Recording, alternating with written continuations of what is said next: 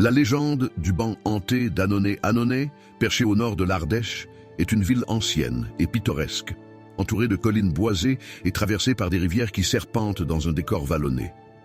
Avec ses rues pavées et ses maisons de pierre, elle évoque un passé riche, un lieu où l'histoire et les légendes s'entrelacent comme les racines profondes des forêts environnantes. Mais derrière ce charme bucolique se cache une histoire troublante, un murmure à travers les âges. La légende du banc hanté. C'était une nuit où le brouillard avait envahi la vallée, enveloppant Annonay d'un manteau spectral. La route menant à Villevocance, bordée de grands arbres tordus par le temps, était étrangement silencieuse. Sur le bas-côté, un vieux banc de bois gisait, rongé par les années, ses planches disjointes semblant murmurer sous le vent nocturne. Pauline, une jeune femme de retour d'une visite chez des amis, empruntait cette route solitaire.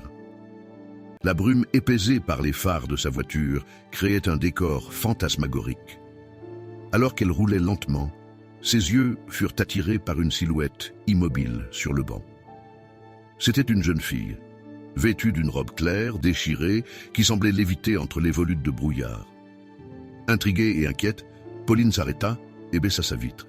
« Tout va bien, mademoiselle ? Vous avez besoin d'aide ?» demanda-t-elle. La jeune fille leva lentement la tête. Ses yeux étaient vides, deux orbes sombres qui semblaient dévorer la lumière.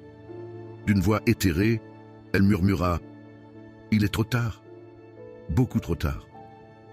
Avant que Pauline ne puisse réagir, la jeune fille disparut, fondue dans le brouillard comme une ombre chassée par l'aube.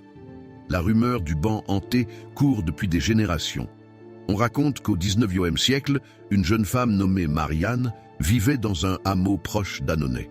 Orpheline et déshéritée, elle était la cible des moqueries et des superstitions des villageois. Une nuit de printemps, accusée à tort de sorcellerie après une mauvaise récolte, elle fut pourchassée par une foule en colère. Elle trouva refuge sur ce banc, espérant échapper à ses poursuivants. Mais ils la retrouvèrent. Sous les hurlements du vent et les menaces de la foule, Marianne disparut. Certains disent qu'elle fut emportée par la forêt, d'autres qu'elle succomba au chagrin et au froid. Depuis ce jour, son esprit serait resté prisonnier de ce lieu, condamnant quiconque s'approcherait à être témoin de sa tristesse éternelle. Les habitants d'Annonay évitent la route de Villevocance à la nuit tombée. Ceux qui osent affirment avoir vu Marianne. Une femme raconte avoir senti un souffle glacé lorsqu'elle s'est approchée du banc. Un autre homme, marchant seul un soir, aurait entendu des sanglots provenant du vide. Mais ce sont les automobilistes qui rapportent les récits les plus terrifiants. Une famille de passage prétend avoir vu une jeune fille leur faire signe de la main. Lorsqu'ils se sont arrêtés, elle était soudainement assise sur la banquette arrière de leur voiture, les fixant de ses yeux vides avant de disparaître. Pauline, après cette nuit troublante, ne parvenait pas à oublier le regard de la jeune fille. Quelques jours plus tard, poussée par une curiosité malsaine, elle retourna sur la route. Le banc était là, inoffensif en apparence, mais lorsqu'elle s'en approcha, un froid mordant l'enveloppa. « Pourquoi es-tu revenue ?» chuchota une voix derrière elle. Pauline se retourna et vit Marianne. Cette fois, l'apparition était différente. Son visage était déformé par la douleur, ses mains tendues comme pour chercher à s'agripper à la vie. Terrifiée, Pauline se mit à courir vers sa voiture. Alors qu'elle claquait la portière et démarrait le moteur, un cri perçant résonna dans la nuit. Sur le rétroviseur, elle aperçut l'ombre de Marianne fondre dans le brouillard. Depuis cette nuit, Pauline n'emprunta plus jamais cette route. Le banc reste un mystère pour les habitants d'Annonay. Certains pensent qu'il suffit de l'éloigner pour rompre la malédiction.